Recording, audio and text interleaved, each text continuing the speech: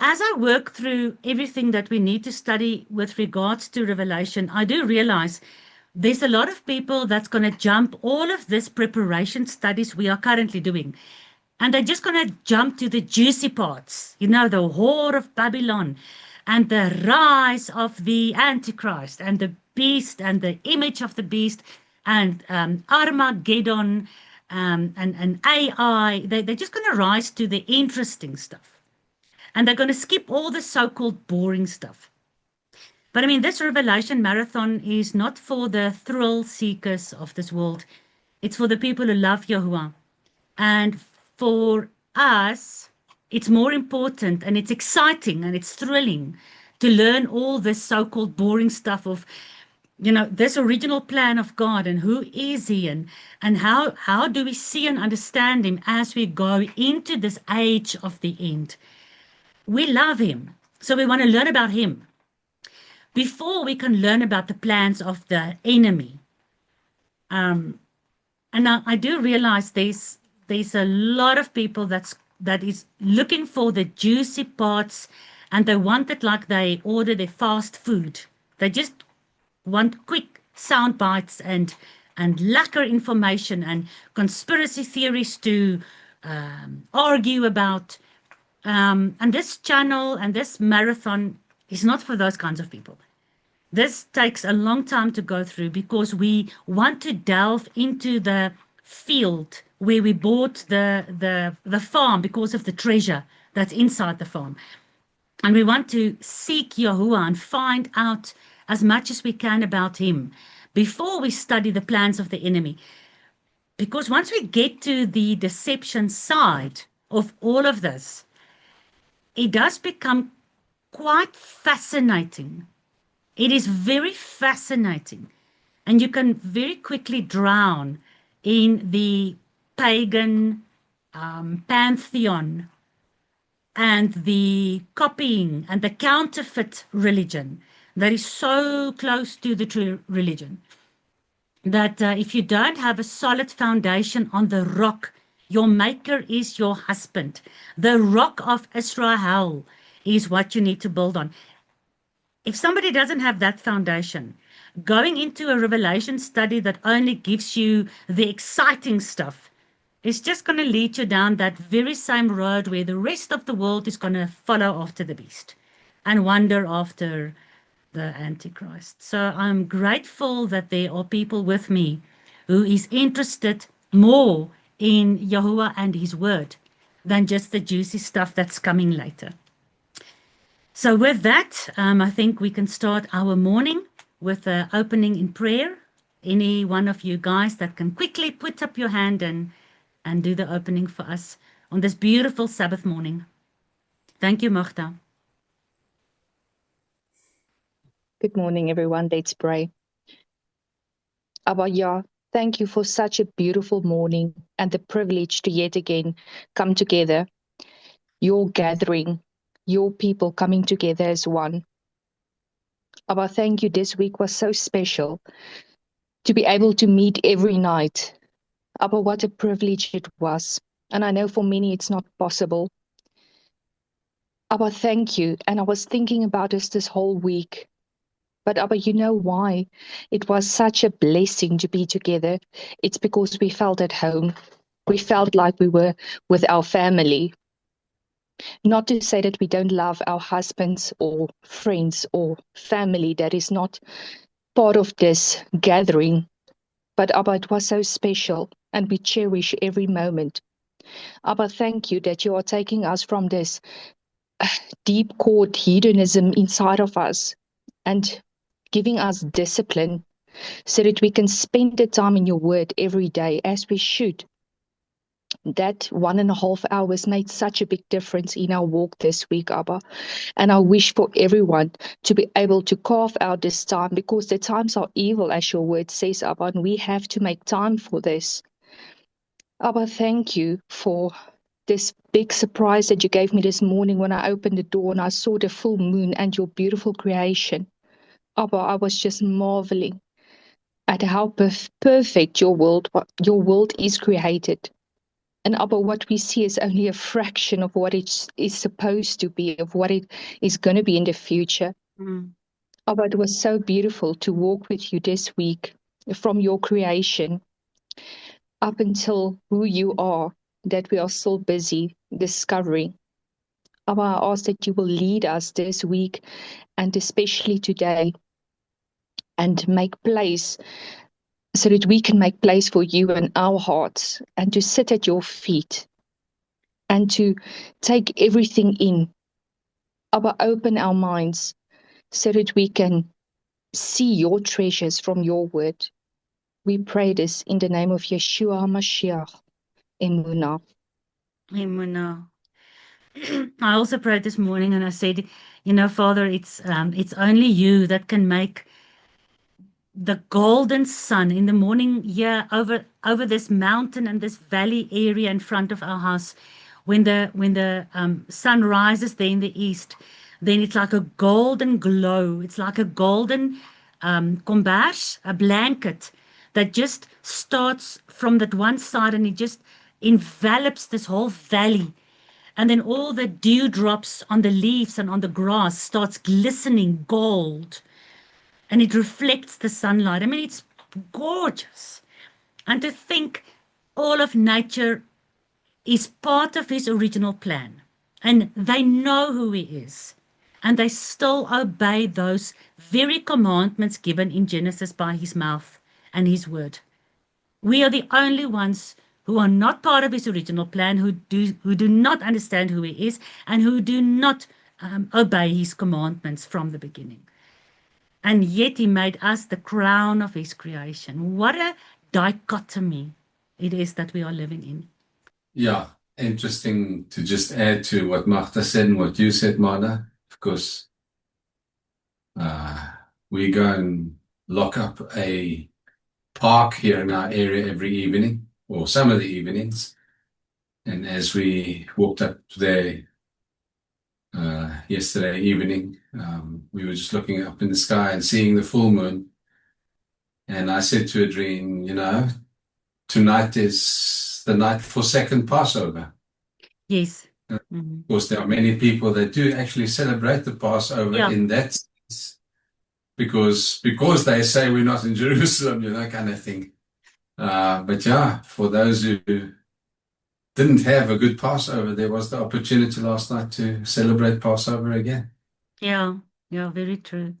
Yeah, actually, somebody did contact me yesterday to say, is today the 14th of, what is it, Ayin or Ziyan, whatever the Babylonian name for the second month is.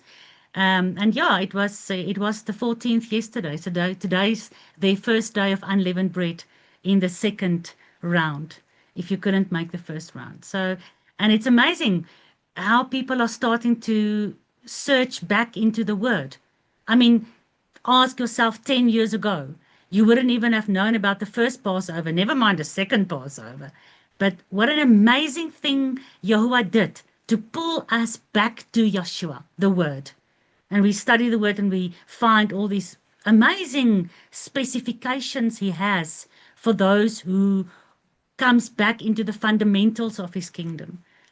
And the full moon last night for me also was quite mysterious, because we had a huge wave of mist hanging over our farm, and then that full moon shining through that mist. It was quite beautiful. Guys, let's start.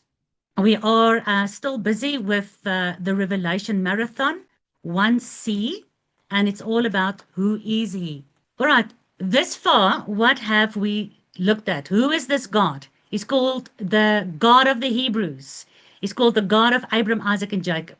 He's called the God and the Father of Israel. He's called the Judge and the Ruler of Israel. He's called the King of Israel. He's called the Holy One of Israel. He's called the Husband of Israel. He's called the Bridegroom of the same covenant with Israel. So let's continue today. This will be part 4. And now we ask, who is this God? And then we look at both, as always, both witnesses, Old and New Testament. Who is this God? Shepherd of Israel. And again, nowhere in both the original covenant or the renewed covenant is he actually called the shepherd of anyone else? Let's test that observation from Scripture. Let's see if Scripture confirms that assumption I made.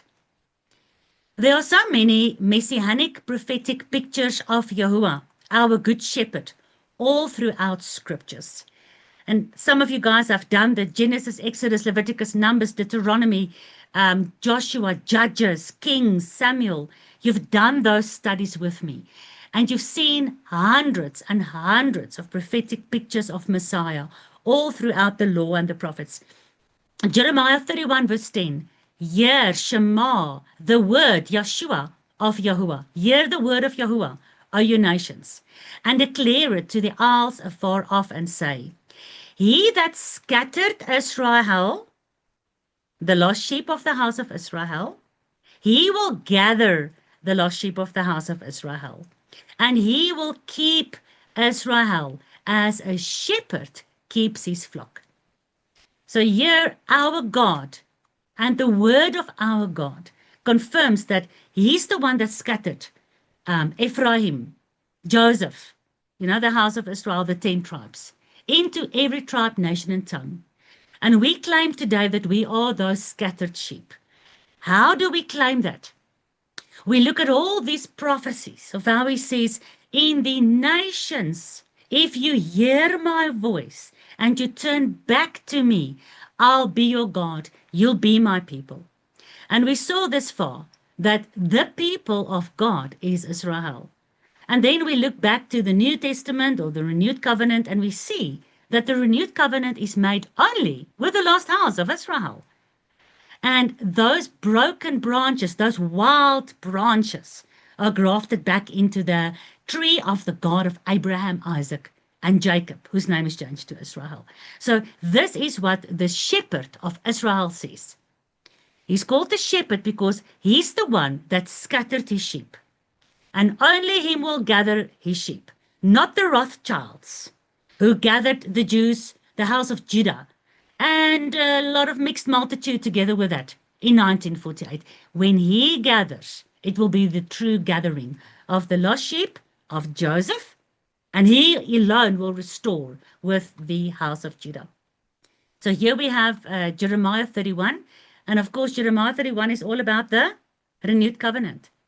But that's only at the end of the chapter. But when you read Jeremiah 31 from the top all the way to where he makes that renewed covenant, and he says he'll write his law on our hearts, then you see it's all about this scattering, all about Gentiles, all about strangers to the covenant, who in the last days hear the word Shema Israel, and return back to this original God, back to his original plan, agreeing with the fundamentals of his original creation, which includes the Sabbath day and the feast days and the kosher eating, because we agree with his original Torah. And I actually asked Yahuwah this morning, why did we suddenly in this Gentile world and in our Christian religion we had that included Sunday and Sabbath, Sunday and Christmas and everything that wasn't found in Scripture, how did we actually come out of that? And it just goes back to this original covenant that he renews by bringing it inside. And I said to him, we really would like to hear your voice. It will be great to hear your voice and all those beautiful kinds of things. But the problem is, they did hear his voice. We as Israel, around Mount Sinai, we actually heard his voice. But to hear his voice isn't even good enough. He has to get to the point where you love him and you seek him and you search for him, because there's an emptiness inside of you that I called it in the original plan, deep calls to deep. That's what the word says. And when that deep longing calls for the depth of this God, you actually allow him to write that law, which he spoke with his own mouth. We heard it with our ears, but we all went back to our tents. But this time he writes it on our hearts.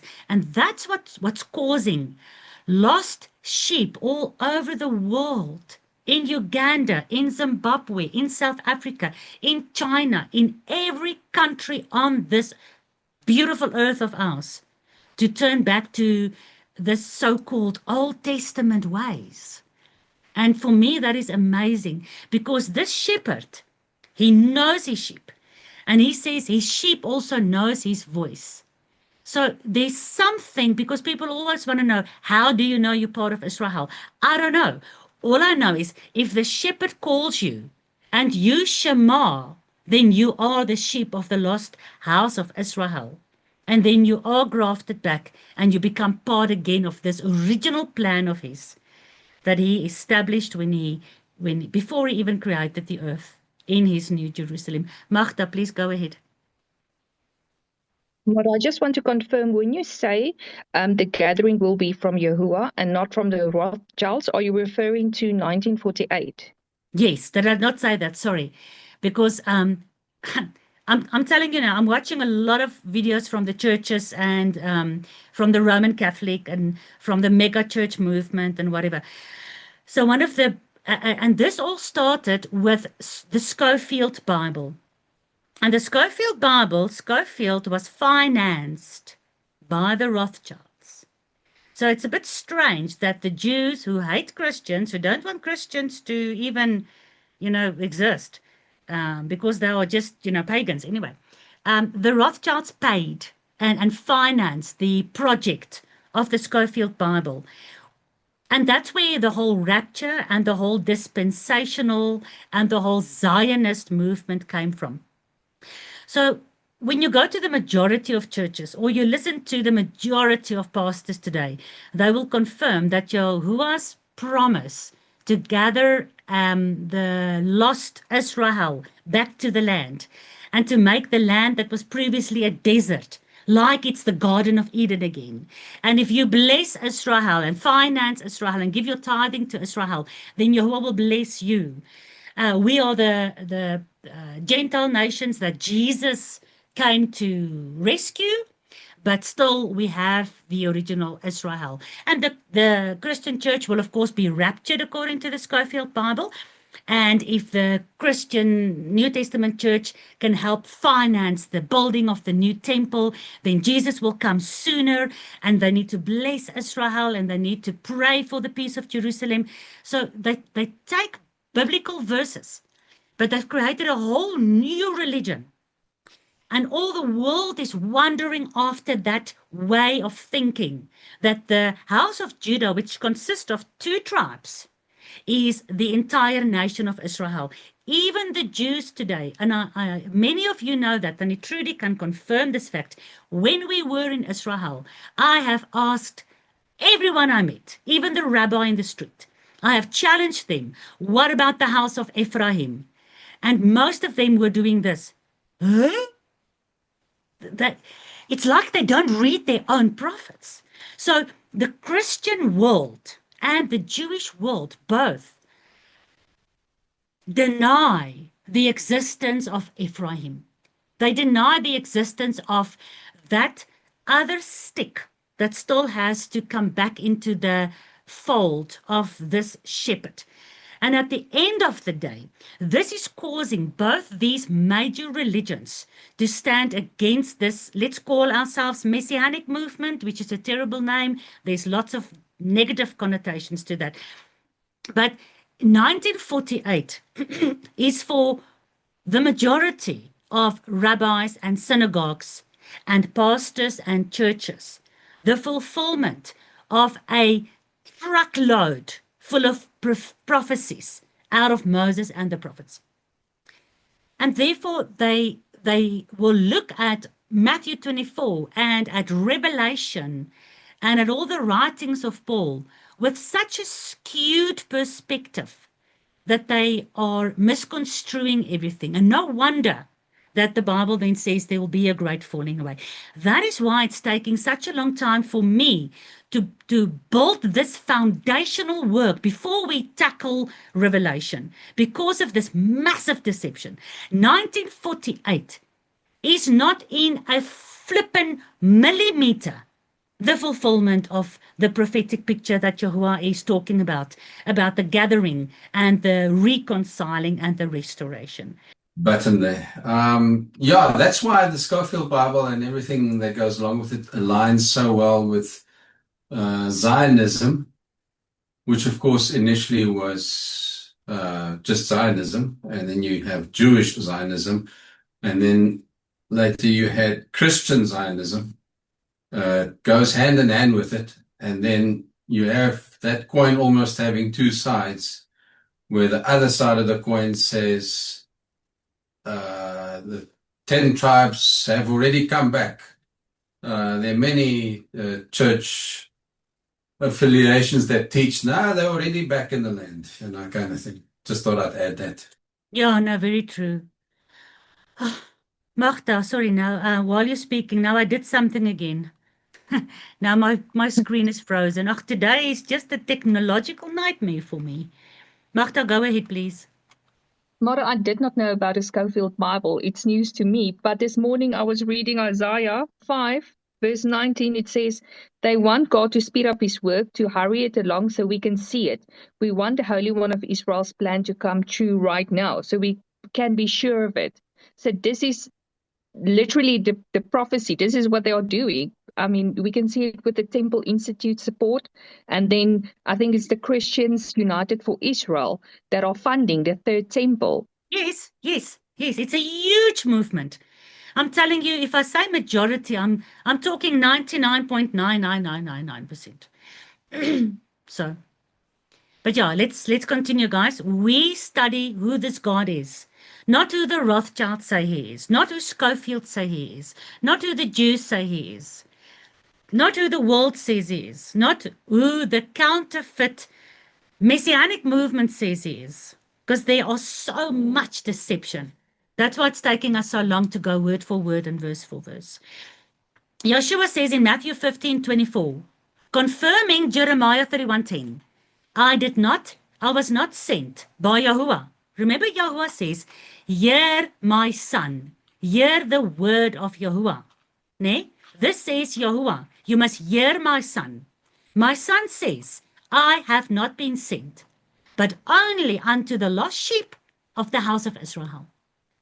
And I'm telling you, if you are not part of the lost sheep of the house of Israel, you are not part of the kingdom of Yah. There is no 13th door into the New Jerusalem. So I told you, remember, there are many messianic prophetic pictures of Yahuwah because we want to know who he is. So let's look at how he describes himself and his son. His son is him, manifested in the flesh. Abel was a shepherd, wasn't he? Remember Abel? Even as far back as the beginning of your Bible, we already have this beautiful picture of a shepherd who was murdered, who was killed by a stranger or by his brother. Didn't Yeshua say, it's not my enemy that's against me, it's my own brothers. It was the house of Judah, from the line of Judah, his own Jewish brothers and sisters that murdered him. So our very first picture, the very first example is Abel. And of course, Abel was kind and he was a God-fearing shepherd and he was murdered. Abraham was a shepherd, wasn't he? And Abraham obeyed Yahuwah. He left Babylon. He believed the covenant and he came into the covenant. Jacob was a shepherd, wasn't he? Jacob became Israel, the people of Yahuwah. He's the father of the 12 tribes. All the tribes of Israel were shepherds. Did you guys know that? Every one of the 12 tribes, any one of the 12 sons was shepherds. Genesis 46 verse 34 confirms that. Joseph, in the book of Genesis, in the beginning of your Bible, he is a massive messianic prophetic picture. Remember, Jacob blessed Joseph, but it is really the Ruach that inspired the prophetic words with which Jacob blessed Joseph. Sorry, guys, we've got 5 dogs, and it is just, come, Hilla, Today it's technicalities and it is dogs. All right. So it doesn't necessarily say that Joseph was also a shepherd. So Abel, Abraham, Jacob, and all the 12 sons were shepherds. But remember when Joseph was small, the older brothers went to look after the fold, and Jacob sent Joseph to go look how his brothers were doing, because they were shepherds looking after the sheep. Remember? So Joseph wasn't physically called a shepherd, right? Not true. Because through the Ruach, Jacob blessed Joseph. But actually, it was a prophetic picture of Messiah. Let me show you. It is beautiful. Genesis 49:24. This is the words of Jacob now, ne? But Joseph's bow abode in strength, and the arms of Joseph's hands were made strong by the hands of the mighty God of Jacob. From there is the shepherd, the stone of Israel. Look again. Don't miss it. Joseph, his hands are made strong by the hands of the mighty God of Israel. From there, who's there? From there is the shepherd. From where is the shepherd? What does this verse say? From where is the shepherd? I almost want to say in the loins of Jacob and his sons, in that line of Messiah. And that Very good, stone. but look at the verse. The verse tells you where the shepherd is from. From there is the shepherd. From where? Look at the verse. The mighty God of Jacob. Sure. Okay. Anyone else?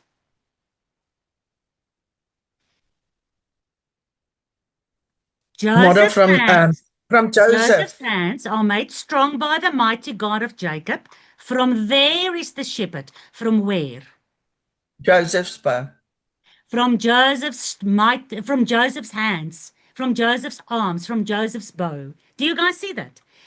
But Joseph was made strong by the mighty God of Jacob. From there is the shepherd. From where? From Joseph. And from Joseph is the stone of Israel. What is the stone of Israel? Yahusha. Yahusha is stumbling the cornerstone. So who's the shepherd? Yeshua is the shepherd, not Joseph. But from Joseph's prophetic picture is the shepherd. Who's the stone of Israel? Messiah. But it says here, from Joseph is the stone of Israel. So I'm confirming the fact that all these fathers, all our fathers in this olive tree, where we are grafted back into, the roots of this olive tree is Abraham, Isaac, Jacob, and the 12 tribes. And out of this comes this entire messianic kingdom and this prophetic picture of the shepherd of Israel. And the stone, the cornerstone on which this building, this temple is built. This shepherd and this stone is from the hands of Joseph and from the hands of Yahuwah. Because out of the hands of Joseph is prophetic prophesying the hands of Yahuwah. Because who's the hand of Yahuwah? Yod Hey, Vav Hey. Behold the hand of Yahuwah. He's got a nail in it. Yod Hey, Vav Hey. It's Yeshua. Genesis 49:26. Jacob continues. The blessings of your father is, Jacob is speaking to Joseph. So Jacob says, from the blessing of your father, basically me, Jacob says to Joseph, have prevailed above the blessings of my progenitors. So the blessing of Jacob is above, bigger than the blessings of Abraham and Isaac. Unto where? Unto the boundaries of the what? The everlasting hills. What is the Ruach inspiring Jacob to say? He's saying that this blessing over Joseph, and remember, the lost 10 tribes is also called the house of Joseph, who was separated from his brothers. And like Abel was killed by his brother, Abel the shepherd. So Joseph, from whom is the shepherd, was killed by his brothers and sent away. And ultimately, Yeshua was separated from his brothers and killed by his brothers and sent away. And eventually, the brothers didn't recognize Joseph. Like today, the Jews do not recognize Yeshua. All right? So, but this blessing is made, Yahuwah reveals the everlasting end out of the beginning. So in Genesis, Jacob is already prophesying unto the boundaries of the everlasting hills. Wow, what an amazing thing. So the blessings of your father is up to the everlasting hills. So they, the blessing or the covenant, shall be upon the head of Joseph. This blessing will be on the head of Joseph. And listen to this, on the crown of the head of him that was separated from his brothers.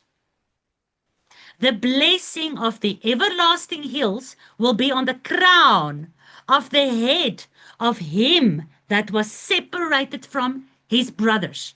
Who is Jacob talking about? Joseph or Yeshua?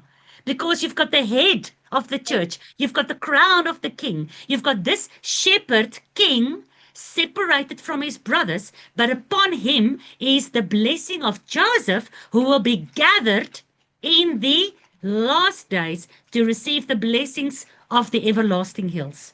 So Jacob doesn't even know what he's talking about. He thinks maybe he's talking about Joseph, but as he's speaking these words, he must have known, listen, this is not just on this flesh and blood man, Joseph, my son. This is a bigger picture that maybe they didn't even understand. Hebrews 11 tells us that the people in the Old Testament and the prophets and even the angels were desiring to understand all these prophecies, but they could not. So we still have a cloud of witnesses waiting for us to go through this end of the age, because they all know that millions and millions and millions of these prophecies of the Old Testament will only be fulfilled in the last days. So look at Hebrews 11. It says, so much of what was prophesied is for the end days. And all of Jacob and everyone who was uttering these prophetic pictures knew it wasn't going to be fulfilled in their own lifetimes. So Joseph is a huge prophetic picture. Let's quickly run through Joseph. Joseph had this dream of all the 12 tribes and the sun and the moon, or the 11 other tribes, and the sun and the moon and the stars to bow before him, right? Huge messianic picture. Joseph was thrown into the pit without water. Zechariah 9:11, by the blood of your covenant, the king who rides on a donkey into Jerusalem, by the blood of your covenant, you will free and redeem your children thrown in the pit without water. Huge messianic picture. Joseph's robe had many colors, because into many nations is Joseph scattered. And that robe was torn apart and dipped in Blood. Do you see the prophetic picture? And then eventually Joseph was reconciled with his brothers, but only when who broke down and cried and repented? Judah. Judah. So when they see the son, they will cry of him as for a firstborn son. Okay. Huge prophetic picture, this reconciliation of Joseph and Judah. And eventually, Joseph's bones was carried out of Egypt to be buried back into the promised land. And we are the dry bones. It's not me that says it. Look at the prophetic picture in Ezekiel 37. It says to Ezekiel, "Oh, Ezekiel, these bones are the entire house of Israel, which is gathered out of Egypt, out of the grave. And I blow my ruach into them in the end days, and I will raise them up, and they will be in the promised land again, just like Joseph's bones was back to the promised land. So everything about all these Old Testament prophetic pictures, which we learned in Sunday school, this was never taught in church. It was just Sunday school stories, man. Don't take these stories so serious. Who's this God? This God is revealed in every single story of the original covenant. So Jacob says, from thence, from this prophetic picture of Joseph, is the shepherd and the stone of Israel. Guys, you know that stone in Hebrew is eben. Eben. What do you know about the huge mystery and the big prophetic picture of who is this God? And this God of the New Testament and this God of the Old Testament. What a massive mystery is locked up in the stone of Israel when you look at it in the Hebrew language. Does any one of you know something about this God and his son? Can I quickly say something? Yes. I've learned that the builders that rejected the cornerstone, the Pharisees were also called the builders. And the cornerstone is quite an interesting story. It was a misfit. Whenever they built something, the misfits were thrown onto a heap. And it was stone that exactly at the end.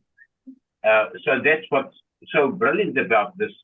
And like I said, the Pharisees were also called the builders. Yeah. They rejected the misfit, the cornerstone that eventually fitted in a position what they needed when they finished the building. Yeah. And Joshua told them, if you reject me, you actually reject the one who sent me. So in what you're saying is a confirmation of what I'm trying to show you in the mystery of the Hebrew language.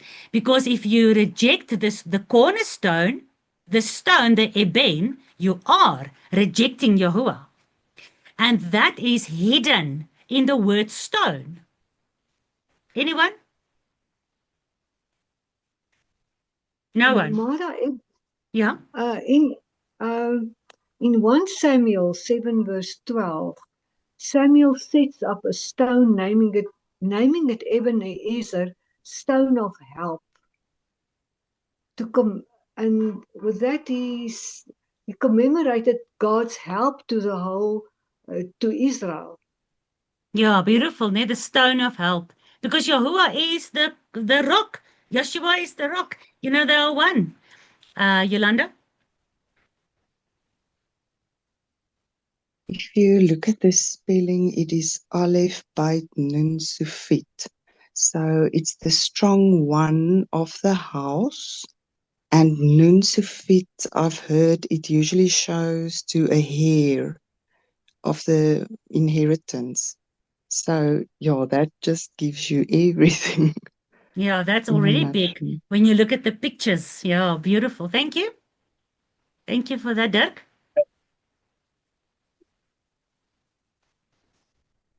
I quickly tried to find the scripture in Isaiah 8. I think we mentioned this last year somewhere, but it's very interesting that Yahusha is, you know, in the years we were involved in ministry to the Jewish people, we were always told that, you know, Yahusha is the stumbling block, you know, to the Jewish people, in inverted commas. But then you find the prophecy in Isaiah 8, where it actually says that Yahusha is the stumbling block both to the house of Ephraim and to the house of Yehuda. So there's much to be read into that. I'm not going to labor the fact now. You can all go and read it yourself. Yeah, so again, back to the law and the prophets, because in that only is the light. Thank you for sharing that. Wonderful. Anyone else? Okay, let me continue then. So if you look at Aleph Ben Nun, you have Aleph Ben. What is Ben? What does Ben mean? Remember Simon Ben, what was his name? Peter Ben, what was, no, I can't remember. What was his father's name? Simon or something. Or Joshua Ben Nun. What does Ben mean? The sun. Sun. The sun. So in the Hebrew word for stone, you've got Ben, you've got the sun. What is the first two letters? Aleph Bet. What does Aleph Bet spell? The whole word. Abba. So in the word for stone, you've got Abba and Ben. You've got the Father and the Son merged into one word, Eben, the stone. So Yeshua says very, very clearly, you reject the cornerstone, you reject not me, you are rejecting Yahuwah. And from this prophetic picture of Joseph, from there is the shepherd. Yahuwah says, I am the shepherd. From there is the stone, the Abba and the Ben is the stone. Isn't that amazing? Yolanda? Sorry, I'm thinking of the verse that says, if you don't worship me, even the stones will cry out. Yeah. Would that be the same stone we're talking about? No, the stones that Yeshua was talking about is as he was coming into Jerusalem 4 days before Passover. You know, guys, just remember to mute yourself, ne? As he was coming into Jerusalem, the old stones was lying around. I think it was, I can't remember, it was part of the previous broken walls of Jerusalem that wasn't used in the building project with Ezra and Nehemiah. And then he said, if my people don't cry out, then these stones will cry out. Why? Because the Old Testament prophecy says that Yahuwah will take up the stones and he will build his temple with the stones. And the New Testament confirms we are the living stones of this temple. So when the Jews in Jerusalem 4 days before Passover does not cry out, blessed is Yeshua who comes in the name of Yahuwah, then the broken down walls of the lost sheep from the broken temple who's scattered all over the world, but who's becoming alive in these last days so that Yeshua can build his temple with us again, we will cry out. We are the lost stones, the lost sheep that's coming back into this building of his kingdom. And we are crying out more than the Christians today, more than the Jews today. We, the pathetic picture of a broken whore who supposed to drink her own bitter cup, but who understands that this husband drank the cup in her place. She's coming out of the pagan world, out of her pagan traditions, out of her ignorance and stupidity and foolishness. And she's asking, who is this God? Who is this God that gathers the wind in his fist? And who is his son? I'm more brutish and more idiotic than any man, Proverbs 30. But I'm asking, who is he? Because I want to return to him. And we are the one whose witness is going to be so important during Revelation. I'm drilling this into you time and time again, because Revelation says the remnant of the seed of the woman who keeps the Torah and have this testimony out of the Old Testament of Yeshua, they are the ones whose witness is going to make the difference in the end of days. Yet they will be persecuted by the dragon. I'm drilling it into you so you can build layer upon layer upon layer on this rock to prepare you for that amazing witness. I'm giving you the testimony of Yeshua in the Old Testament because it's building your faith for your witness in the end days. Aben is Abba and Ben. They are Echad. Back to the messianic pictures of the shepherd. Moses was a shepherd. He was trained not for 39 or 35 years, but for the exact messianic period of 40 years after he fled Egypt, so that he can return to Egypt and rescue God's people. Joshua wasn't a shepherd, right? Just like Joseph. We are looking at all these amazing men in the prophets, in the law and the prophets. So Joseph wasn't physically a shepherd, yet Jacob blessed him and said, from Joseph comes the shepherd, right? So Joshua, was he a shepherd or not? Was he a prophetic picture of the shepherd of Israel? Definitely. But was he took physically over. a shepherd? Yes, because he led the sheep, the nation, over the Jordan into the promised land. So he Messianic was a spiritual picture of the shepherd, but he wasn't physically a shepherd, right? He didn't have sheep, or did he? picture. So he's No. prophetically, he was a shepherd of the sheep of God's flock. Is that what you're saying? Yes. Okay, thank you. Thank you. That's true. So he wasn't a shepherd, yet he was, like Yolanda said, because it was all about the sheep of Yahuwah. Now, we are not saying that because we think that. I can hate it when people tell me what they think. If somebody tells you something they think, you know what, stop listening to them. You have to find people that will tell you what they think because they read it in scripture. So I think Joshua was a shepherd because I read it in scripture. Numbers 27:16. Let Yahuwah, the God of the spirits of all flesh, set a man over the congregation. Let Yahuwah set Joshua, spelled Yeshua, over the church. This man must go out before them, like a shepherd goes out before the sheep, and this man must go in before them, like a shepherd comes in before his sheep, and this man will lead them out like a shepherd, and this man will bring them in like a shepherd, so that the congregation of Yahuwah will not be as a sheep who has no shepherd. This is what Yahuwah tells Moses about Joshua. So he wasn't a shepherd, yet Yahuwah calls him a shepherd. Yahuwah says Moses must put Joshua over the congregation to lead them in, to bring them out, and to lead them back to, like Yolanda said, to the promised land, so that they are not as sheep who has no shepherd. What a double portion of messianic picture we have in Joshua.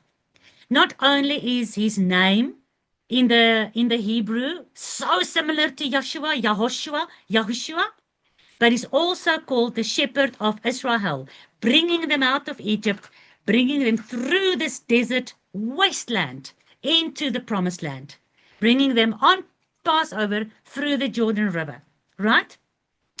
And Yeshua says, they will strike the shepherd and the sheep will run away.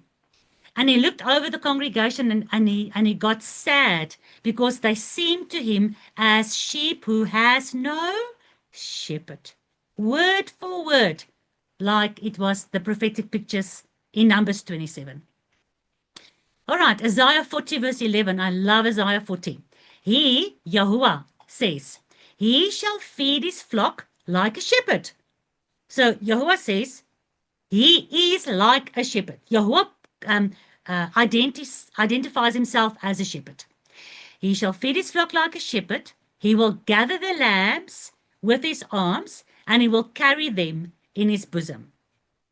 Even the Christians today, when you ask, if you show them a picture of Yeshua carrying the lamb in his arms, then they all say, yeah, Yeshua is the shepherd that carries the lambs in his arms. But Isaiah 40 says it's Yahuwah. So you see, who is this God?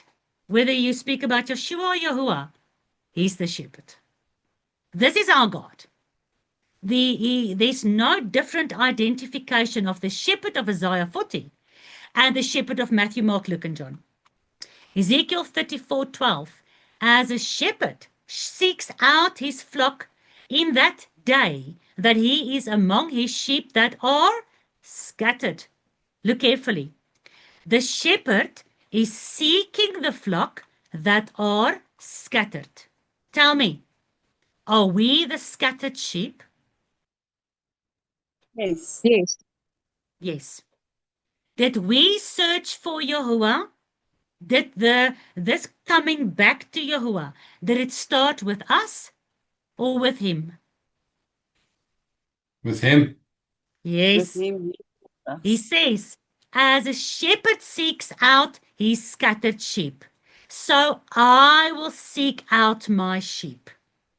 He was calling us, Nekahal, and we, the sheep, heard his voice, and we shamad. We turned towards the voice, and we started back on this road, back on the way back to him. But it started with him. Joshua says, he loved us first. The Bible says, Yahweh sends out his Ruach all over the world to seek those out that is longing for him. Noah sent out the dove, the Ruach, to seek out over the waters of the entire world to find the olive branches. It started with him. He says, I will seek out my lost scattered sheep, so that I will deliver them out of the places where they have been scattered in that cloudy and dark day. What cloudy and dark day is he talking about? Day of Yahuwah. The day of Yahuwah. In that day, not in 1948. In that day, he will seek out all the scattered sheep, and he will bring them back in that day. It will be done by his hand, not by Donald Trump or Rockefellers or Rothschilds or any man. Ezekiel 34:13, and I will bring them out from the people, and I will gather them from the countries, and I will bring them to their own land, and I will let them feed upon the everlasting hills. Remember that previous prophecy of Joseph? I will feed them on the mountains of Israel, by the rivers, and in all the inhabited places of the country. And I will seek that which was lost, and I will bring again that which was driven away and scattered. Didn't Joshua say, I was sent to seek and find that which was lost? Once you start studying the law and the prophets, you will find that the majority of the words Yeshua, the disciples, Paul, and the book of Revelation says, comes word for word out of the prophets. There's nothing new in the so-called New Testament. Ezekiel 34:23, and I, Yahuwah, will set up one shepherd over them, and he shall feed them. Even my servant David, he shall feed them, and he shall be their shepherd. And I, Yahuwah, will be their God, and my servant David will be a prince among them. And I will make with them, these sheep of this flock, I will make with them a what? A covenant of peace. So today, when people say they are in covenant with God, they need to ask themselves, who is this shepherd that is over them? What is this shepherd feeding them? Is this shepherd the prince from David, the servant David? Is he feeding them mixed religion? Is he feeding them excuses like fig leaves? Is he feeding them justification for pagan traditions? Is he feeding them bacon with their Easter or Christmas meal? What is this shepherd that they claim they are following, like Mary has a little lamb, little lamb, little lamb? Did you know what that song is about? Mary has a little lamb, little lamb, little lamb. Mary has a little lamb. His sheep was white, his fleece was white as snow. That song is all about Mary and the little lamb, Yeshua, Jesus, that follows her. Anyway, so what do they know about this shepherd?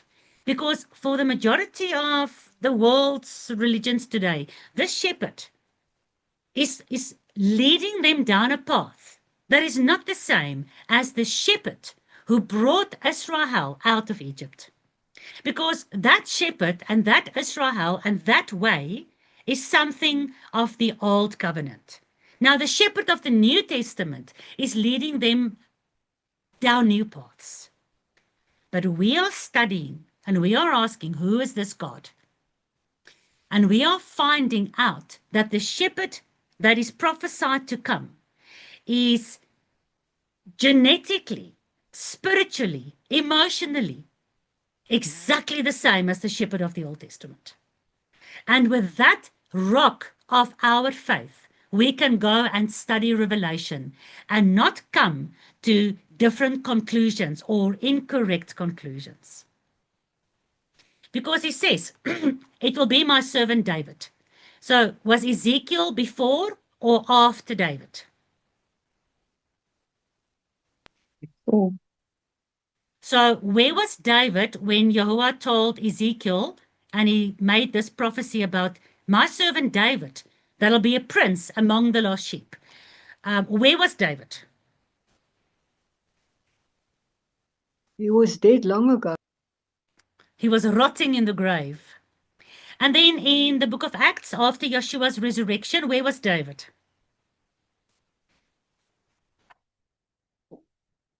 Still in the grave. Still in the grave. Well done.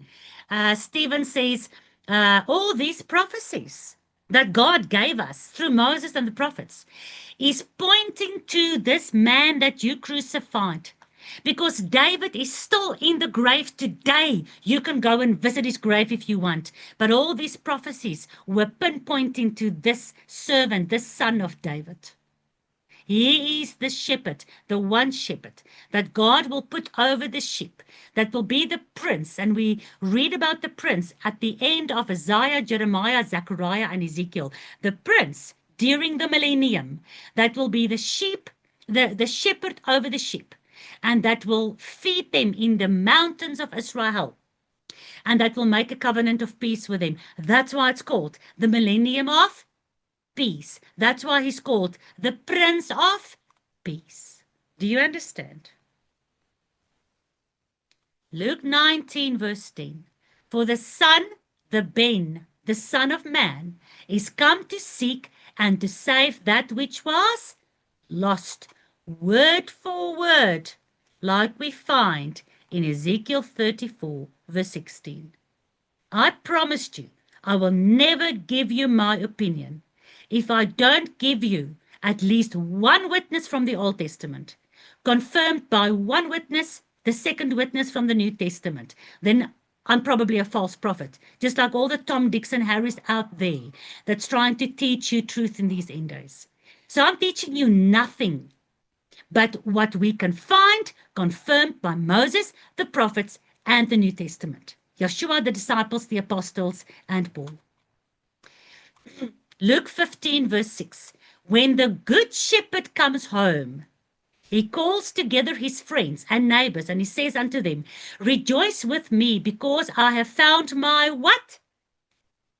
My sheep which was lost.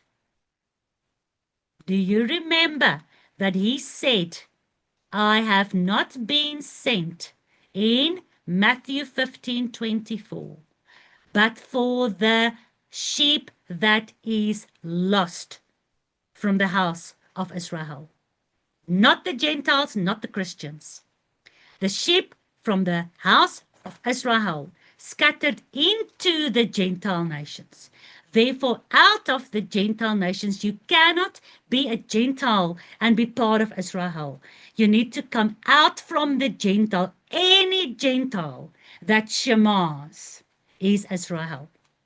And that's who he was sent for. And that's who all these Old Testament prophetic pictures was about. And he continues in John 10:11. I am the good shepherd. The good shepherd gives his life for the sheep. Right, so that is the conclusion of who's this God? Indeed, Old Testament confirms Yahuwah is our shepherd. Yet throughout all those prophecies, it confirms that it is Yeshua. And even Yahuwah says, I'll give you one shepherd. Even Yahuwah says, when I manifest in the flesh, that word of mine is the shepherd over my lost sheep of the house of Israel. Amen towards he is the good shepherd. Let's see if we can do the next one. Who is this God? God is manifest in human form.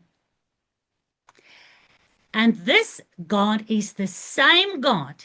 He's not a new God making new rules and making new covenants. Just like we saw, who is this God? He's a husband. And then who is this God?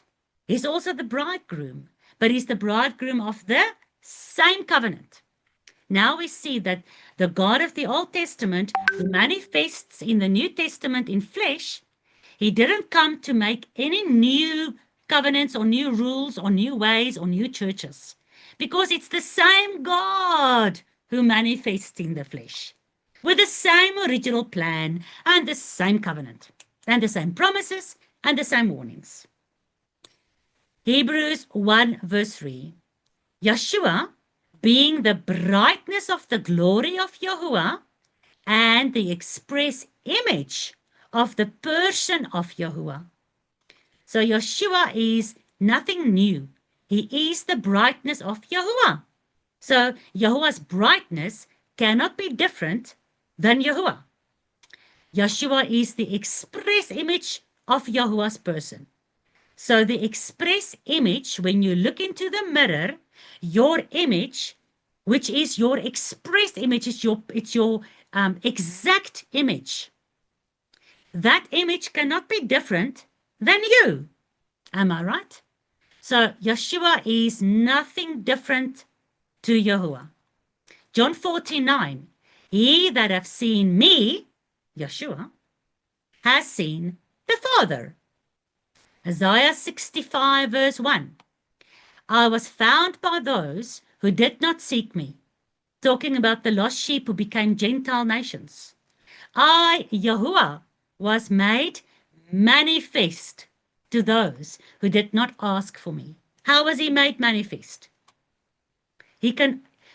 Our fleshly eyes can only see flesh and blood. We cannot see in the spirit world. When did we stop seeing in the spiritual realm? I'm not talking about wizards and witches and necromancers now. They are breaking the Torah to see into the spirit world with their third eye opening and whatever. When did... Eden. Thank you. In the Garden of Eden, we were immortal. We were in the glory of Yahuwah. We were in his image. We were like him. And the moment we disobeyed him, our spiritual eyes was closed. And our fleshly eyes was opened and we could see that we were naked and all those kind of things. But our spiritual eyes were closed. So now we cannot see in the spirit. Right? So Yahuwah had to be made manifest in the flesh for us to physically see him. Right? So he made himself manifest so that those who seek for him can find him. Romans 10:20. Isaiah is very bold and he says, I was found of them that sought me not. I was made manifest unto them that asked not after me. So Isaiah 65 in the Old Testament talks about Yahuwah that says, I was made manifest. But Paul in Romans 10 talks about Yeshua that says, I was made manifest. So whether it's Isaiah or Paul, it's the same witness confirming the same prophecy that Yahuwah is Yeshua manifest in the flesh. John 1 verse 30-31. This is he of whom I said, after me, this is now John the Baptist name, after me comes a man which was before me. Hold on a second. Tell me quickly. Who was born first? John or Joshua? John, How many months? 6 months. Oh, well done. So John says, here comes the man. Here is he. This is he of whom I told you he's going to come, but he was before me. But then the people look at him and say, oh, but that's Joshua, your cousin, ne? You were born 6 months before him. How can you say he was before you? It's because he is the one that I said he was before me, so that he should be made manifest to Israel. He was before me because he was already this Yahuwah in the Old Testament made manifest. Where was Yahuwah made manifest the very first time? Me uit with Abraham. To Abraham, when Yahuwah had lunch with him, he was made manifest in the flesh, but also in Eden, because Adam and Eve, they did walk with Yahuwah. So I know they were seeing him in the spirit as well, but he physically appeared to them. And then he appeared in the flesh to Abraham and to Joshua and to how many people in the Old Testament, to Moses and to all those guys. Because at the end of the day, that is his original plan. He wants to be seen by us. He wants to have communion by us. You know, when you are locked in a marriage or in a relationship, you know, your partner can see you with his eyes, but he doesn't recognize you. He doesn't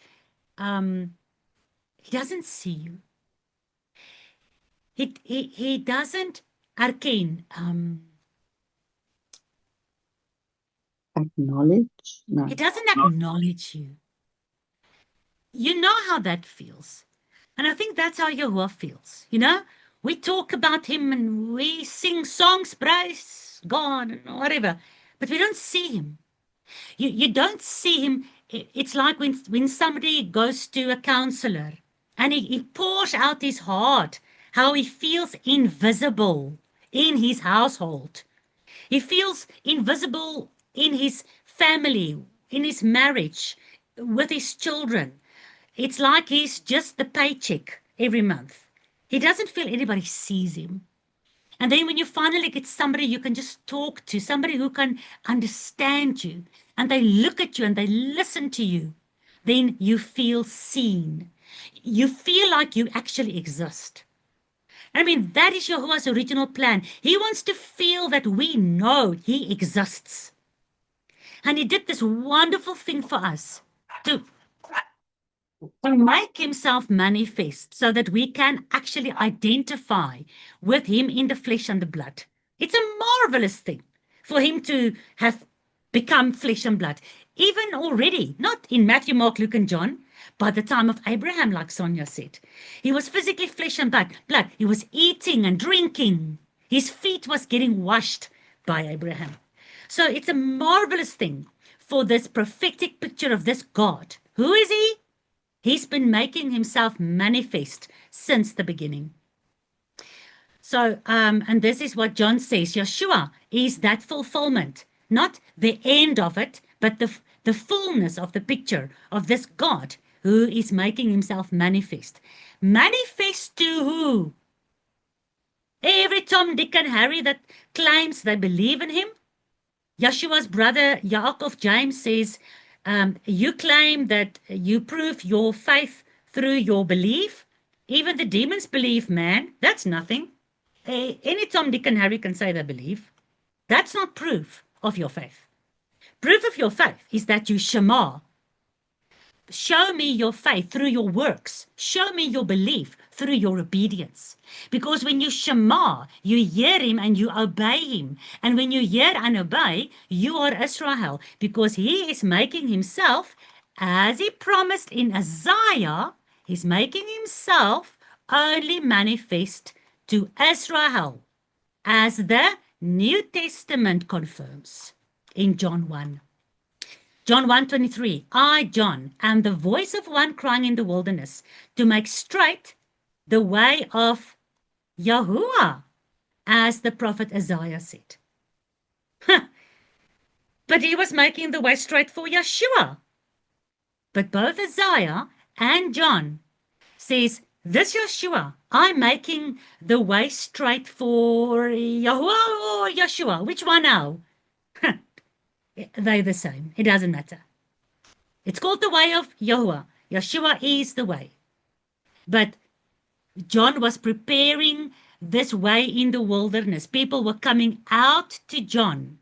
And then finally, when the people were there, where John prepared the place for Yeshua, then Yeshua was made manifest in front of the eyes of everyone who was following John. And John said, I am making the way so that you can see Yahuwah manifesting himself to Israel. And what did they see? Did they see Yahuwah? No, they saw Yeshua. But can you understand the mystery of godliness?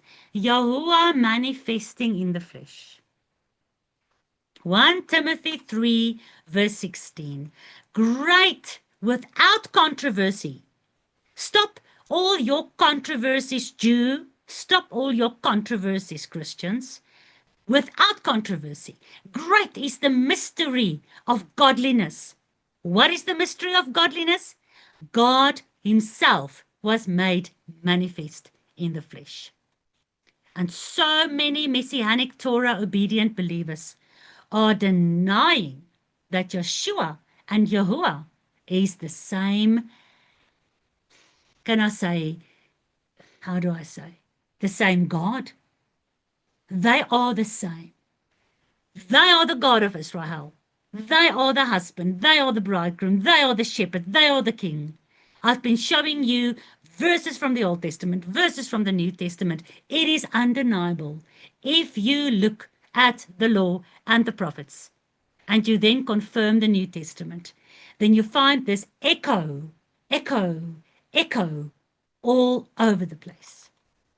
1 Peter 1:20, who verily was foreordained before the foundation of the world, but he was made manifest in these last times for you.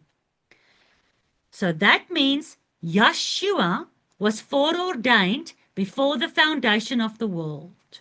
When was the foundation of the world? Give me the verse. When was before the foundation of the world? When was the foundation of the world? Give me the verse. Genesis 1 verse 1. Thank you. So that means before Genesis 1 verse 1, Yeshua was foreordained to be made manifest unto you.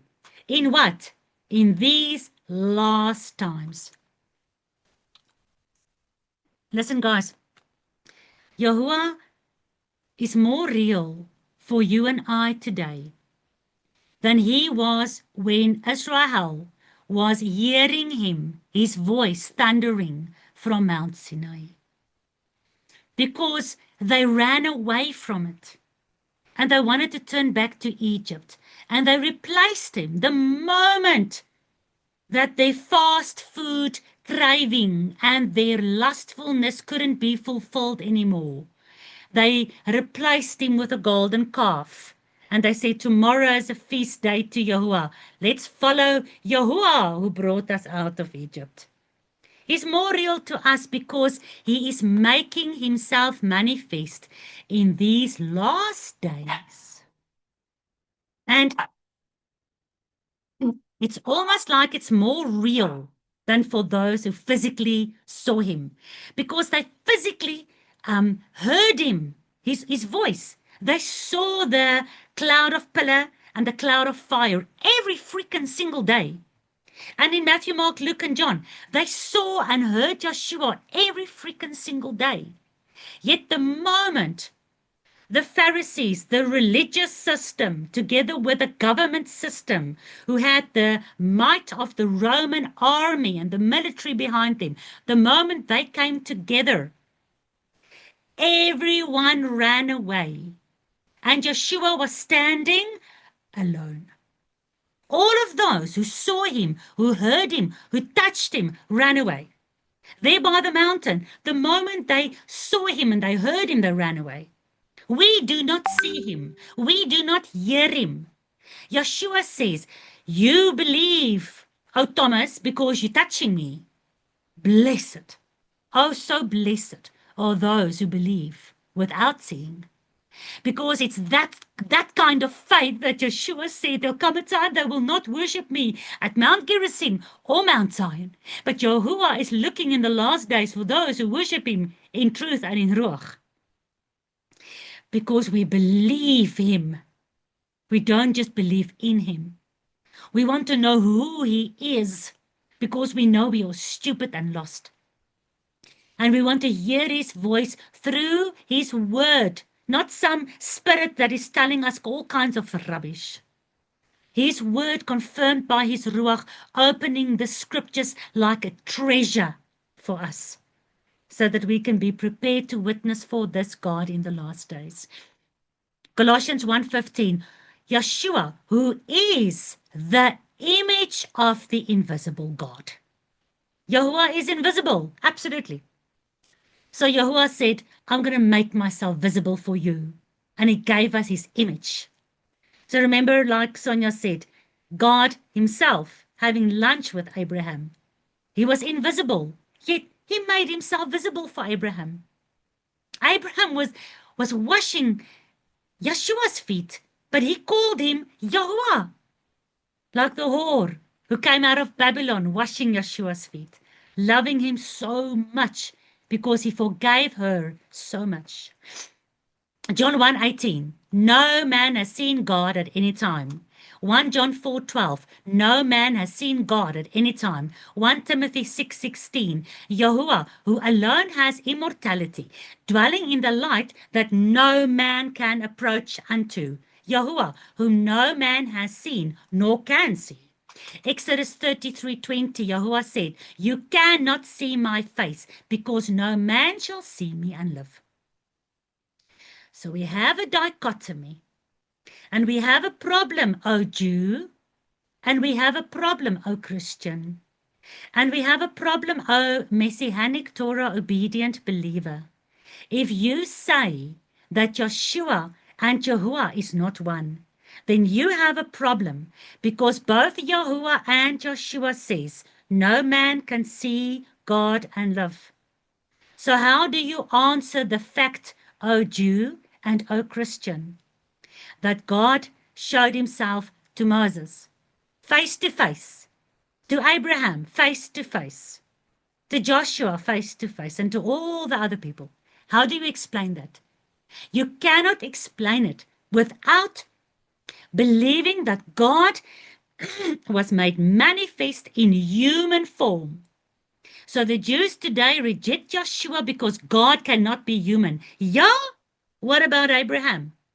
Are you denying that God became human and had lunch with Abraham, O Jew? Daniel 2:45. For as much as you saw that stone was cut out from the mountain without hands. Remember the stone, the cornerstone is Yeshua, and the stone, the ben, is cut out of the mountain, the Abba. The ben comes out of the mountain. The stone comes out of the mountain. The ben comes out of the Abba. And the stone, Yeshua, that smote the image of this Daniel 2, that whole kingdom, the kingdom of this world, built upon the serpent system that will culminate in the rulers of the world in the end days. Ne? Remember, the stone only comes at the time of the 10 kings. The stone smote the image. That stone became a great mountain. Remember now, the stone was cut out of the mountain. Because God's original plan was Mount Zion. And this stone was cut out of Mount Zion, became flesh for a while, did the work of redemption, and goes back to the mountain. And then this stone, at the last days, will become the mountain himself. When will this stone become the mountain? When will this stone, this Ben, and this Abba, the Eben, become one again? Eternity. Thank you. In eternity after the millennium. This stone that smote the image, that destroyed the image, became a great mountain and filled the entire earth. Because, why? Because to him, the stone, was given dominion and glory and a kingdom, so that all people, all nations, and all languages should serve him. His dominion is an everlasting dominion which shall not pass away, and his kingdom, that kingdom which shall never be destroyed. And I remind you, this is all about the stone from the mountain. And you know the stone is Eben, Abba, Ben, Father, Son. Almost done, guys. Almost done. Isaiah 7:14. Therefore Yahuwah himself shall give you a sign. Behold, the Alma, not the virgin, the young woman. There I agree with the Jews. You have to look at the Hebrew. Yahuwah will give you a sign. The Alma shall conceive and bear a son, and will call his name Emmanuel. What does Emmanuel mean?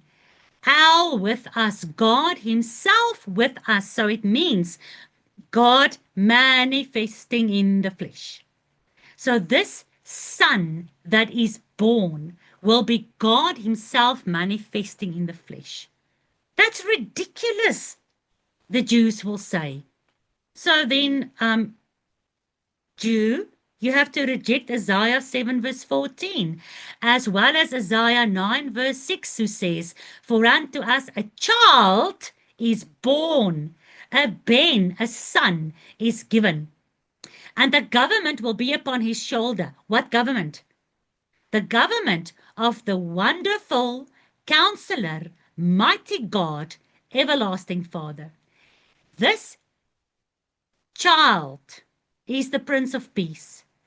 But simultaneously, he's also called the mighty God. How is that possible? How is it possible that God says in both Old and New Testament, God himself will manifest in the flesh and will manifest himself to Israel? How can it be that this shepherd of the Old Testament is physically the shepherd in the New Testament? How can the Prince of Peace be the everlasting Father? How can the Father be a prince? How can the prince be the Father? Well, he says, where was that previous verse of the shepherd who's the prince? God himself said in Ezekiel 34:25, one shepherd will be over my people Israel, and he will be a prince among them, and I'll make the covenant of peace. He's the Prince of Peace, the shepherd. Yet Ezekiel 34 says, I myself, I, Yahuwah, will seek them and be the shepherd that will gather them. So Yahuwah is speaking about himself when he says, I'm the one shepherd, I'm the prince, I'm the shepherd like my servant David, because I am going to make myself manifest through this prophetic picture of David. And who was David, guys? Who was David? Wasn't David the shepherd king? How long did David rule over the complete house of Israel? 40 years. How long did David rule over the house of Judah? When the house of Israel was still not under him? How long did he rule? 20 years, I'm guessing. Oh, you guys, I thought you guys are doing the Bible studies. Samuel, it is, you are drowning when you do the Samuel Bible studies about this King David. There's a million prophetic pictures. Come on, take a better guess. Take a guess that's got a original plan, creation, this God. Take a guess about a number that fits into that God, not this New Testament counterfeit Antichrist version, but the God of the Old Testament. How long did the shepherd king rule over Judah? 7 years. 7 Well years. done. Well done. 7 years. 20 is not a bad guess. I know where you're coming from, Yolanda. It's not a coincidence that the shepherd king David, who's actually a flesh and blood picture of Yahuwah, who's actually Yeshua in the flesh, ruled over Judah for the 7 years of the final week of the 6,000 years on this earth, that last tribulation week. When we come to Revelation 12, you'll understand and you'll remember what I'm telling you now. So David ruled over Judah for 7 years. And then finally, when the house of Israel, when the 10 tribes also recognized him as king, then he ruled over them for that prophetic 40 years. Because he is the shepherd king. My servant David will rule over you when I, Yahuwah, the shepherd king, the shepherd and the king, will gather my lost sheep from all the earth. We've got 20 minutes left. Let's see if we can do one more identification of this God. Otherwise, I don't know how long it's going to take to get through this marathon, guys. I apologize. It's a lot of information. Are you still okay? Can I continue? Yes, please. Yes. So who is this God? He is the great I am. Where did he reveal himself as the great I am? To Moses. And he said, take off your shoes. Who am I? I am. I am what I am. Go tell them I am have sent you. He didn't say what he was, I am. I am what? He didn't give us anything. He could have said, I am God. He could have said, I am big. I am almighty. I am perfect. I am in heaven. Why didn't he say anything? Why did he just say, I am? Mara, I'm just taking a guess, but I am is basically saying this is a completion. It's everything, if it makes sense. Whatever you put after I am, nothing can explain him. There's not one word that can justify understanding him. So to put anything behind I am is a waste, because there's nothing that you can put after that I am to actually explain the hugeness. So you said it beautifully, Magda. I am. Just stand there and say, you are, I am what? This or this or this. You are all of this, yet you are none of this. You are so big.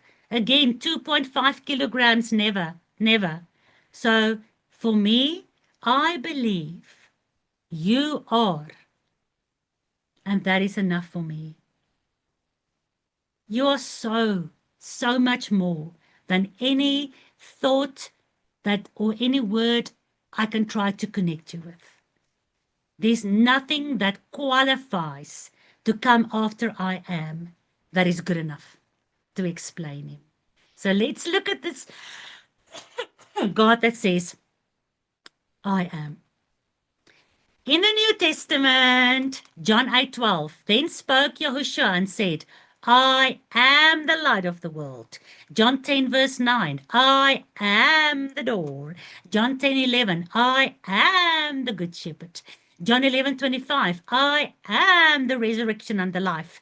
John 14:6, I am the way, the truth, and the life. John 15:5, I am the vine. You are the Nazarenes, the branches. So all this that comes after I am, you know, we can take it away. Let's take it away. I am the door. Let's take the door away. I am the good shepherd. Let's take the good shepherd away. I am the resurrection and the life. Let's take it away. I am the way, the truth, and the life. Let's take it away. I am the vine. Let's take it away. So then we have I am, I am, I am, I am, I am. And we've agreed there's nothing we can put behind I am to fully describe him so that we can actually understand. But remember what he did. What did he do? What did he do? He manifested in the flesh. And now, as a manifestation in the flesh, he gives us something to put behind I am. Different things, lots and lots you can go through. I can never give you all the verses. You can do it on your own. There are hundreds where God says, I am. Yeshua says, I am. Go through all of them. Now, in the fleshly form, he tries to come down like a father will go down on his knees to look his child in the face when he tries to explain something profound. Because a child cannot understand difficult concepts.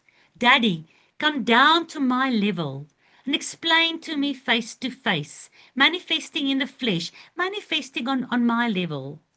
He who was on the throne of Yah did not consider it too bad to become flesh and to become obedient even to death on our level. So now we look at that which we put behind the I am. Let's look at it. The light of the world. What does the Old Testament call the light of the world? The Torah. What is the door? The Torah. What is the good shepherd? It's Yahuwah himself. What is the resurrection and the life? It's Yahuwah. Yahuwah's, if you look at the resurrection, Daniel 12, Yahuwah will resurrect those who sleep in the dust. Ezekiel 37, Yahuwah, his breath will resurrect. I am the way. What's called the way in the Old Testament? The Torah. The truth. What's called the truth in the Old Testament? The Torah. The life. Yahuwah says, I put before you today my Torah, obedience or disobedience, blessings or curses. But if you obey my commandments, they will be life to you. So the Torah in the Old Testament's life. Right, I'm the vine. So when you look at the entire Old Testament prophetic picture of the vine and the branches and the tree, it all goes back to the tree of life and the book of life and the pages and the leaves. So it doesn't matter what Yeshua said. Everything that comes after I am reveals more about that original great I am that appeared in the burning bush, that we thought we might never understand. Thank you, Father, for manifesting in the flesh and giving us little tidbits to learn to get to know you better. John 18, verse 5, the soldiers said, we are looking for Yeshua, the Netzarim, Yeshua of Nazareth. And Yeshua said unto them, I am. Your Bible will probably say, Yeshua said unto them, I am he. Okay, so I have this CJB Bible. Let's just have a look. 18 verse 5. And they answered, he said to them, I am. So in my translation, it just says, I am in capital letters. Anybody else? I am in the script. Alsabi? I have the New King James Version. It says, they answered him, Yeshua the Nazareth, and Yeshua said to them, I am he. Hey, Gert?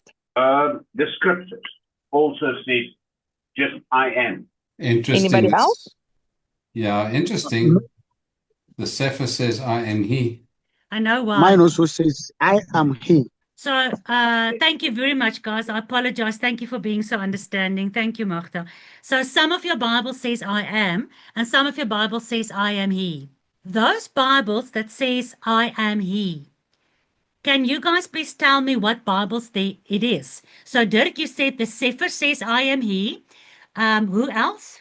The New King James Version. The New King James, I am he. The scriptures also said, I am he. Oh, come on. The scriptures, come on. All right, thank And you. the Anyone else? And the Afrikaans says, ek is hy. Ek is Dit is hy. ek. Ja. of dit is ek. Pietro, which Nada. scriptures you've got? Because the one that I've got, it just says I am. Ja, myne ook.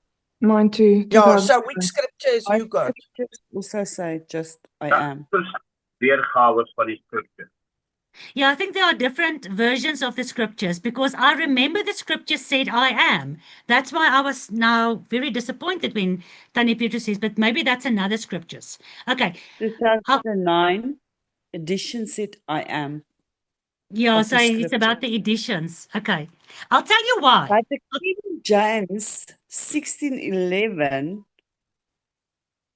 they said I am he. Yeah, I'll tell you why. If you look at the King James, and unfortunately, both the certain editions as well as the Sefer, and I've had a conversation with Dr. Pigeon's people about this. We're not going to go into a big discussion now, but they've used the King James as their base, how do I say? They used the King James and then they just, made their translations. Do you understand what I'm saying? And because the King James says, I am he, most of these new translations and a lot of these other Bibles that use the King James as their source. Foundation. Actually, source scripture. If the King James is the source scripture for a translation, it will say, I am he. Many translations, like for instance, I've got a couple of Bibles here. They didn't use the King James. They freaking hate the King James. So they went back to the lots and lots of manuscripts and the Septuagint and whatever. They all say, I am. Because luckily for us, because we are busy studying out, finding out who is he, the I am of the Old Testament and the I am of the New Testament. Did Joshua really say I am? Because they said, we're looking for Yeshua of Nazareth. Maybe he said, I am he, that's me, hello. No. The King James had to be honest. So when you look at your King James, and I can show you, let me maybe show you on the screen so you guys don't think I'm bull dusting you. Let me stop sharing and let me go. I want to prove this to you. What was that? John 9, what was it? Sorry, Magda, John? The King James, the red letter version, has put in John 18:5, they put the I am in red. Can you see that? Yes. Can you see the he after the I am is not in red, it is in gray. Can you see that? Yes. Can you Also see italic. John 18:6, I am in red, he in gray.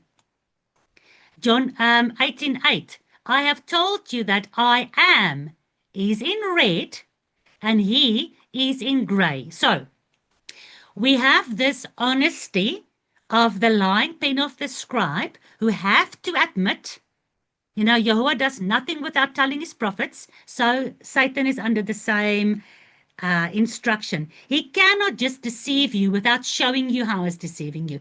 So the King James translators had to, according to law, show you what they have added. So everything in your original source document of all these translations that use the King James Bible as the source manuscript has got I am he. But I am he is not in the original manuscripts, either of the Greek or the Hebrew, because Yeshua said over and over again, I am. So thank you, King James, for showing us that you added the word he.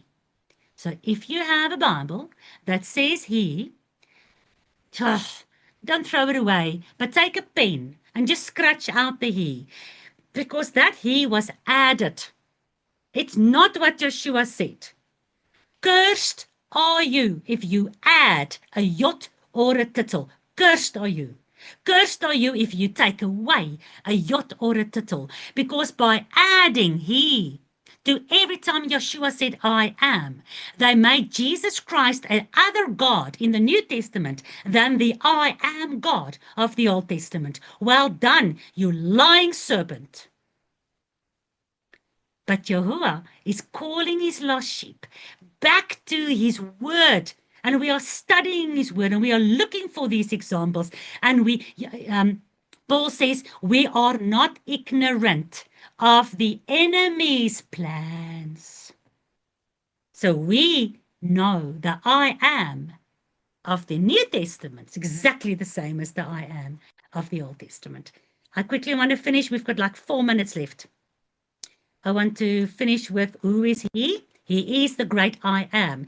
So the moment he said, I am, not I am he said, I am, like he said at the burning bush.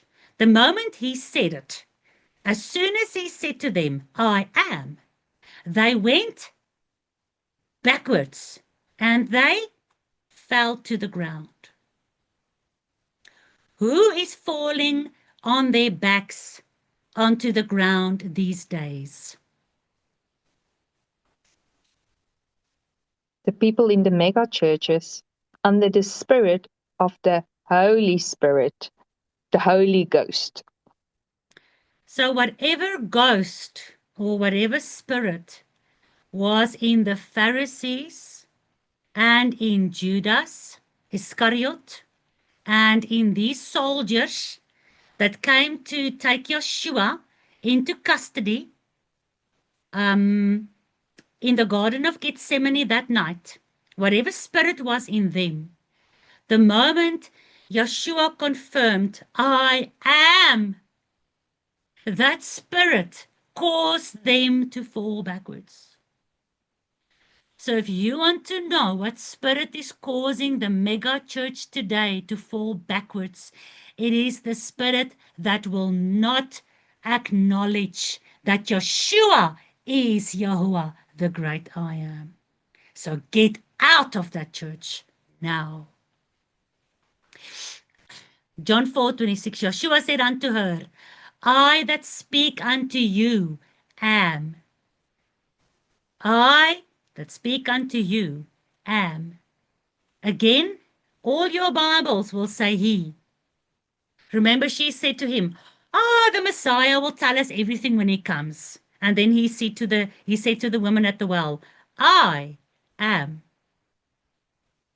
And then she knew he was the Messiah. She ran back and she was the first, again, a whore, a prostitute, married 5 times, living in fornication with husband number 666, knew that husband number 7 was the Messiah. And she came out of her whoring into covenant with husband number 7. And she was the first witness to go call the men of Samaria, of the 10 lost tribes of the northern regions, to say, I have found him. A lot of your Bibles will say, I am he, scratch out the he. It's not in, even the King James will have he in grey, not in red. John 8, this is my last verse. John 8:58, Yeshua said unto them, Amen, Amen, meaning, listen, listen. It means, verily, verily, surely, surely. He says it twice, because by the mouth of 2 or 3 witnesses, every matter is established. I'm telling you now, I'm telling you twice, I'm telling you over and over and over again, through the law, through the prophets, through the Old Testament, New Testament, through every word that left the mouth of my Father, before Abraham was, I am. I am the God before Abraham. And they wanted to stone him, because my people perish for a lack of the knowledge in the Torah. And it is the Torah that reveals who Messiah is. Our God manifesting in the flesh. Today, we looked at who this God is. He is the shepherd king of Israel, no one else. He is the God manifested to Israel, no one else. And he is the great I am of Moses. So Malachi says, before the great day of Yahuwah that burns like an oven, he says, remember Moses, and I will send you Elijah. Because Moses and Elijah testifies of this God and teach us who this God is more than anything else. Amen. And amen. Hallel Yahuwah. Mara, I was thinking earlier when you were speaking, and I was wondering for myself, is Yeshua that manifested in flesh in the time of the disciples? Did he look the same as when he manifested himself to Joshua and Abraham? And I almost answered the question for myself, because clearly they will also recognize the same fleshly manifestation in eternity, correct? I want to have that opinion.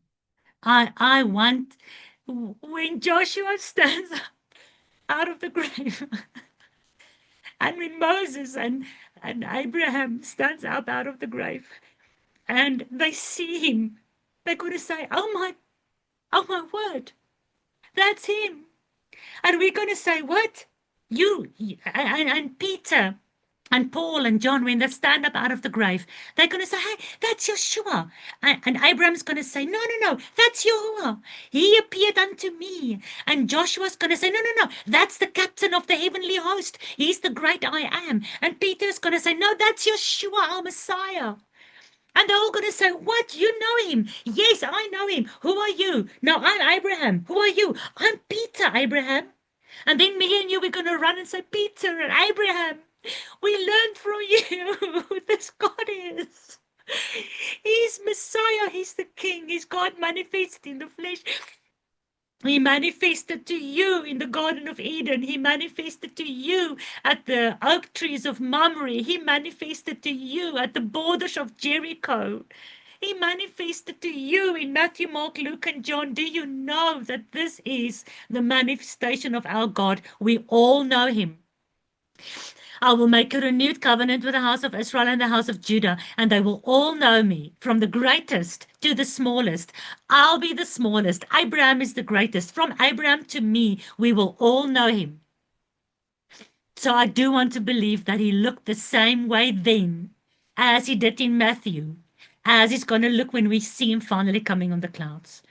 And that's not the picture we get on the internet and on Google and on all these AI Christian frickin'. I wish you guys want to stop sharing AI shit and AI songs and AI stuff, because that's not what it's going to look like. He is the great almighty God. And we don't have an idea what he looks like, and it doesn't matter, because John says we don't know what we will be, but we know that we will recognize him when he comes and we will be like him. So Magda, yes, I want to believe exactly that which you said, although I don't have scripture for that.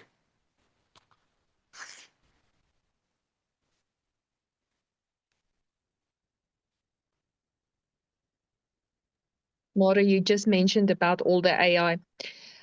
I just realized this week as well, I am so sick and tired of seeing even regular people's posts, and you can clearly see it's been written by ChatGPT. The structure of the sentences, the spaces in between. I am sick and tired of it as well. And it's absolutely a curse in this modern day, because, even normal people will share an ordinary picture from home or, their pets or anything. But everything has been written by some sort of AI program. Every picture. I feel like there's no more. People are doing that. I cannot believe the kind of pictures people are, Messianic Torah observant believers are getting AI to make of them. They look like sluts. They look like whores. Yes.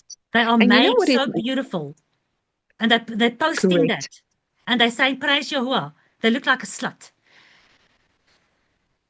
True. They are sharing the most beautiful songs that's written by AI about God. No wonder the deception is going to be so freaking difficult. How can you distinguish between AI and God once God speaks? AI speaks as if he is God. How are people going to distinguish if they don't know who this God is?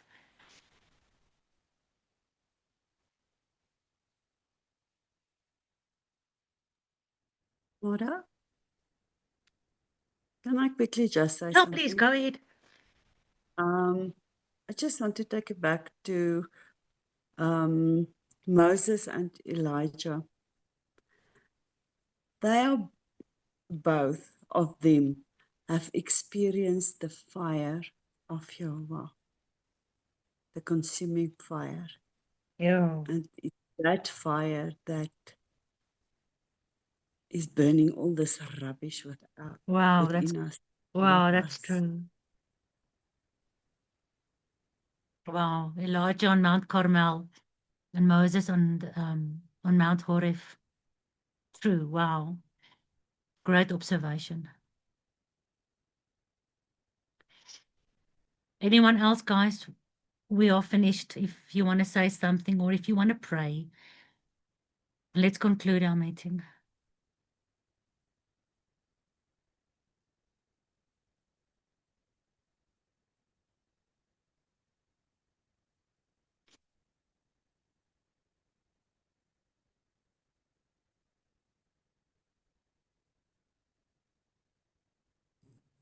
Nobody wants to say anything? Then we find somebody who can end our Sabbath gathering for us today with a prayer. I'll pray. Abba, Father who is in heaven, holy be your name. You truly are the great I am. We thank you, we praise you, we honor you. And Abba, we ask that your will be done on earth as it is in heaven. Give us this day our daily bread, for you are the true bread of life. Without you, we are nothing. Please forgive us all our sin, as we also forgive those that sin against us. And Abba, please show us where we still have unforgiveness in our hearts. Because how can we not forgive? You have forgiven me so much. Please, Abba, deliver us from all evil. This evil within us.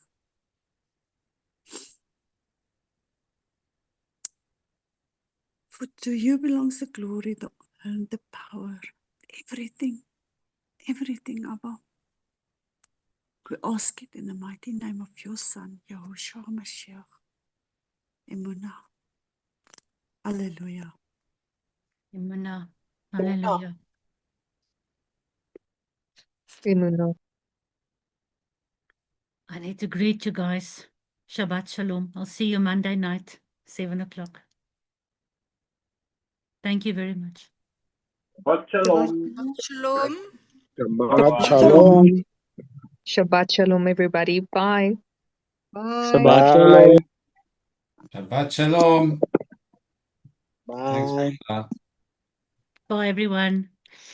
Shabbat Shalom. Have a Bye. wonderful day. Thank you.